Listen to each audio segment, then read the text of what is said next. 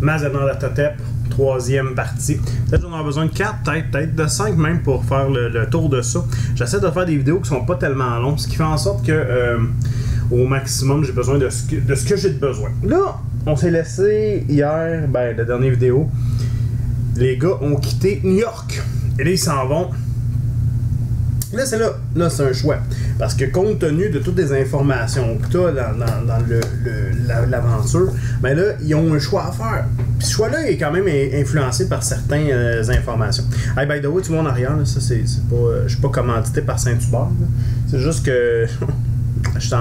On a acheté une nouvelle maison et on va déménager. Fait que désolé pour l'arrière-plan, j'aurais pu mettre de quoi plus pittoresque, genre des licornes, des gobelins, ou en tout cas non, mais ça. Le prochain vidéo va être meilleur.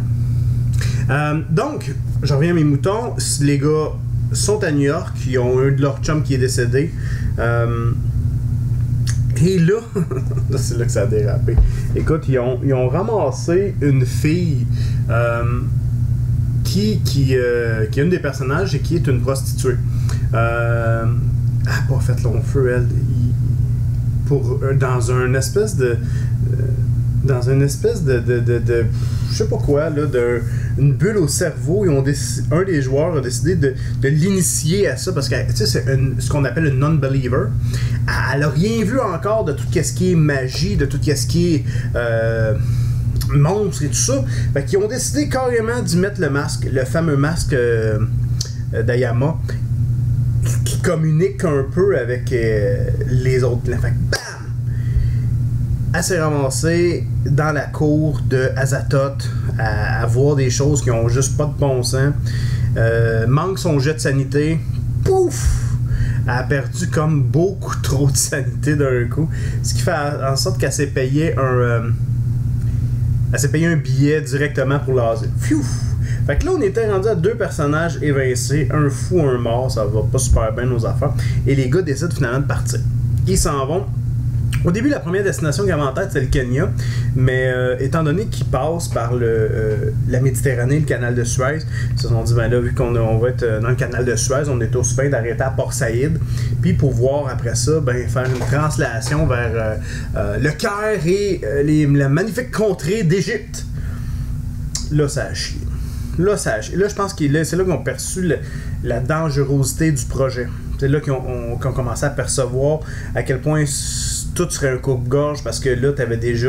De façon générale, il n'était pas encore très connu, mais c'est pas très long qu'il y a déjà du monde qui se sont mis contre eux qui ont voulu déjà aller les tuer. Et là, ils ont commencé à faire leur. Ils ont commencé à faire tout ce qui est. Tout ce qui est activité à Londres, les pyramides d'un côté, de l'autre, rencontrer les membres d'une autre expédition qui est financée par la Pennew Foundation. Mais à ce moment-là, ils savent pas que la Pennew Foundation sont pas super clean. Fait que donc, sont allés voir les gars, sont allés voir les membres de l'ancienne expédition Carlyle qui a été tristement célèbre et qui a eu une fin abrupte. Du moins, on le pense à ce moment-là. Ils ont eu aussi affaire avec une semi-divinité de Bast, en tout cas une prêtresse de Bast qui est...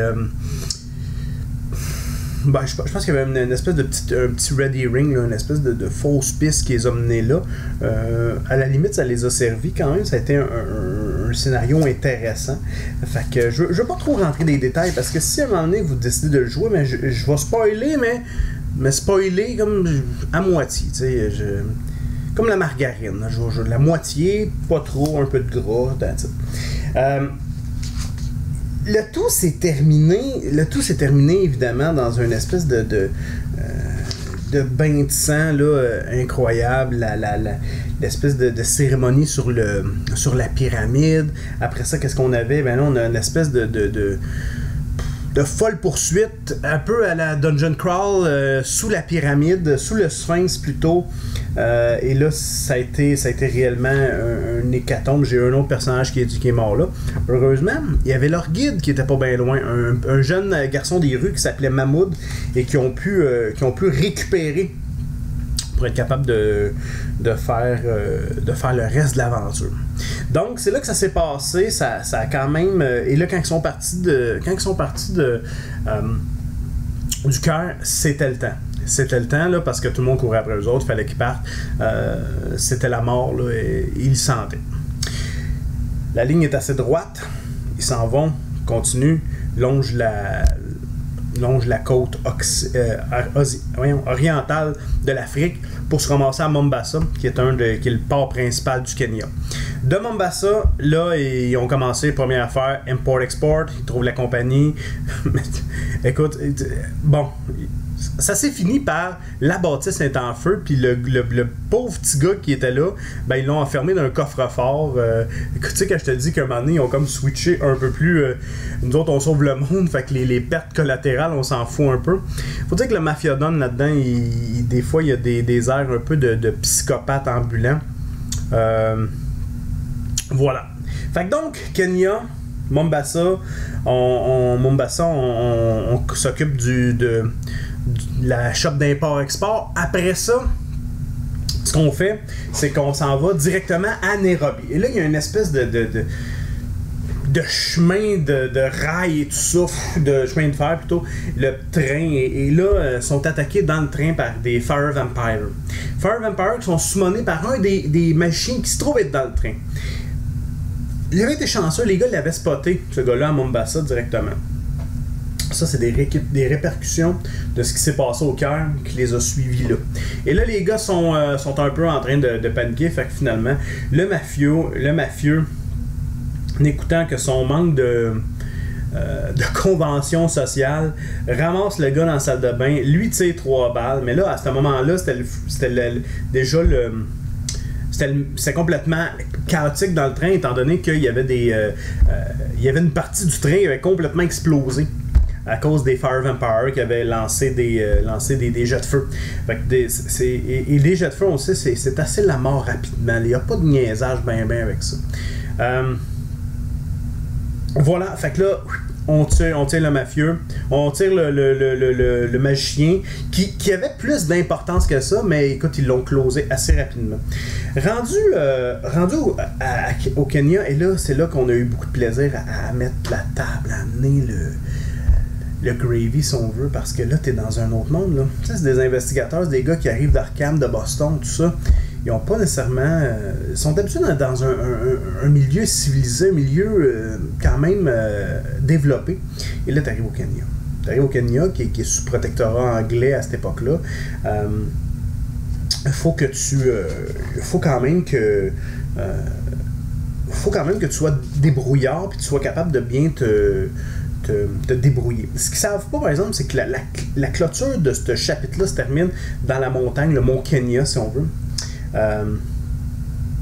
Et c'est là qu'il y a l'espèce de... C'est une des parties, ils l'ont pas fait comme ça aurait pu être fait, mais c'est une des premières fois où est-ce qu'ils peuvent scraper les plans du culte. Et ils l'ont pas fait parce qu'à ce moment-là, ils n'ont pas les informations pour le faire, ce qui était bien correct. Fait que donc, notre millionnaire charmeur, hein, qui avait déjà, by the way, eu une espèce de petite touche avec Erica Carlyle, la sœur de Monsieur Carlyle, que l'expédition porte son nom, là, ou qu'est-ce qui est arrivé il y a 10 ans et tout ça. Il avait déjà eu une touche avec elle, mais n'écoutant que son charme incroyable, il va récidiver avec la responsable du journal de Nairobi Star. Et il va être capable d'avoir plusieurs informations à cause d'elle, en passant une agréable journée. Je vais me limiter à ça parce que ses compétences amoureuses ont été pour le moins sketchy. On va le dire comme ça, là, mais on va dire, bon, ok, il a fucké sa date. Bon, ok, il a fucké sa date, ça lui a coûté un paquet de points de luck pour être capable d'essayer de ramener ça un peu, mais son personnage a carrément scrappé tout ça. À partir de ce moment-là, il y a Ready Ring qui a amené les gars dans un gaming lodge, là, dans l'outback, dans Bruce carrément. sont allés là-bas et là, ça a été un peu ils ont dû se battre contre une espèce de tribu de ghouls, des ghouls enfants et tout ça. Ça, c'était un peu bizarre parce que c'était une tribu qui abandonnait leurs enfants et que ça se ramassait des ghouls et tout ça. Ça a été un peu... il y a un des personnages qui a failli mourir rapidement. Là, notre fameux biologiste a passé très très proche de la mort. Heureusement, les gars étaient bien équipés. C'est sûr, c'est un gaming lodge. Fait que veux pas de côté arme à feu, t'as ce qu'il te faut. Hein? Ensuite de ça, là, je vois que je suis déjà rendu à 10 minutes. Je vais essayer d'accélérer pour au moins passer le chapitre du Kenya. Les gars ont suivi une espèce de chemin. Je regarde mon livre en même temps pour te donner un peu. Ont été grappillés des informations d'un bar puis de l'autre, chercher des affaires d'un bar. C'est intéressant. Ils ont quand même fait une bonne partie du legwork qu'il y avait à faire jusqu'à temps qu'ils se ramassent avec. Ah oui, ils sont allés raider l'échoppe du magicien qu'ils ont tué dans le train. Pour trouver quand même des choses très intéressantes. Là. Quand que tout ça a été fait, ben là, ils ont pris le chemin justement de l'histoire principale qui nous amène directement à les tribus.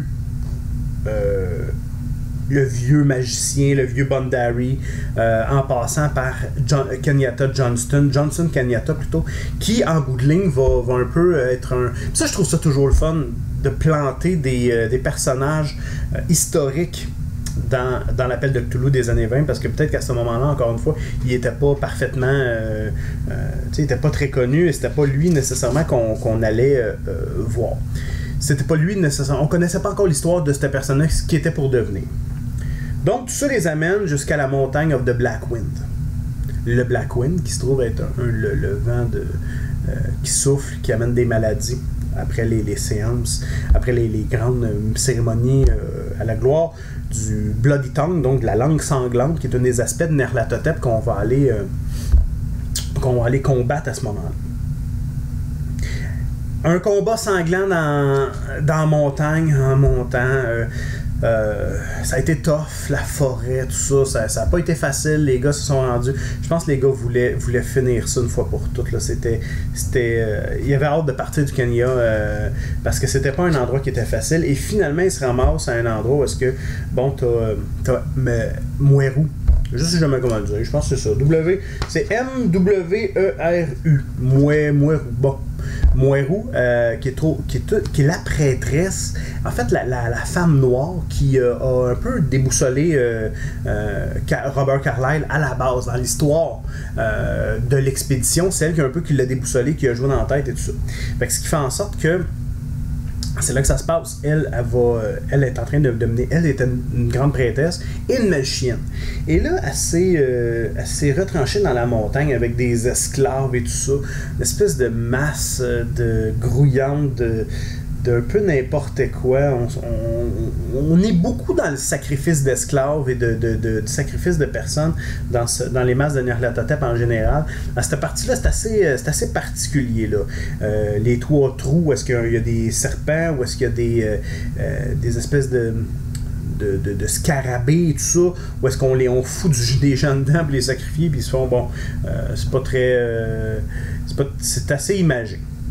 Donc, il tue Mweru, continue plus tard pour assister directement à l'accouchement de Madame Hypatia Master, qui se trouve être une des membres de l'expédition initiale de Carlyle.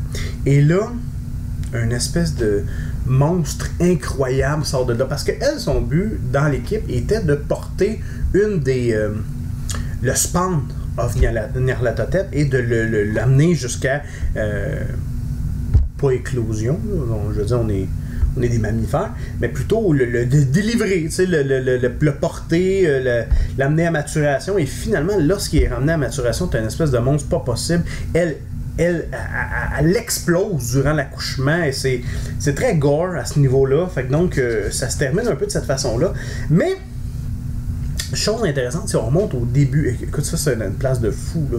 Tu peux pas, là il y a plein de monde partout, des cultistes, ouais, Nyarlathotep, tout ça. Toi t'es dans une espèce de caverne, elle est en train de mourir, pouf, elle expulse le monstre, et là t'as cette espèce de monstre-là qui a pas de bon sens, qui a beaucoup, tu sais, qui est une machine de destruction. Tu peux pas laisser ça vivre, sauf de l'autre côté, toi, t'as de la misère parce que, tu sais, les monstres, à l'appel de Cthulhu, c'est pas comme des gobelins ou des orques à Donjon Dragon. Faut que tu punches. Faut que tu punches fort. Puis bien souvent, un coup, deux autres, c'est assez pour te descendre. Fait que les gars il y avait eu un cadeau du chaman de la tribu de là-bas. Ce cadeau-là était une mouche. Non, pas une mouche, excuse, c'est un lézard. Il mangeait des mouches. Et le petit lézard, on leur avait dit, ce lézard-là, tu sais pas c'est quoi, mais que tu le libères, fais attention, parce que bon, il va arriver quelque chose avec ça, puis tu sais, puis traite-les bien. Les gars l'avaient bien nourri, puis toute la patente, qui était bien fait. Et lorsqu'il libère l'espèce de petit lézard qui prend une taille monstrueuse, snap! Combat de titan, les investigateurs commencent à se reculer. Le combat de titan entre le petit lézard et le spawn de Nyarlathotep. Pouf! Le petit lézard a fait la job. Il était capable de battre. Mais sauf que c'était one use, ce lézard-là. C'était un cadeau un peu sacré. Mais c'était un one use. Tu peux pas l'utiliser à vitam aeternam, c'était terminé. Mais ils l'ont utilisé au bon moment, heureusement. C'était là qu'il fallait que ça se passe. Et là, ils savent pas encore, mais comme en Égypte, lorsqu'ils ont empêché la résurrection de Nitocris, la femme du Black Pharaon, d'un des aspects de Nyarlathotep, ils ont foilé une des grosses parties de l'aventure. Et là, encore une fois, là, ils sont pourchassés de toutes parts. Ils doivent quitter le Kenya, ils doivent le faire rapidement. Fait que, encore une fois, les contacts de notre ami, notre richissime millionnaire, est capable de faire venir un bateau rapidement et on quitte. En partant du Kenya, on a décidé de faire un peu backtrack. On a décidé de revenir en arrière. On veut retourner dans un endroit civilisé. Et pourquoi pas les allées brumeuses et pleines de suie de Londres. Prochaine vidéo. Et je vais te me rendre peut-être à 5 même. Tabarouette.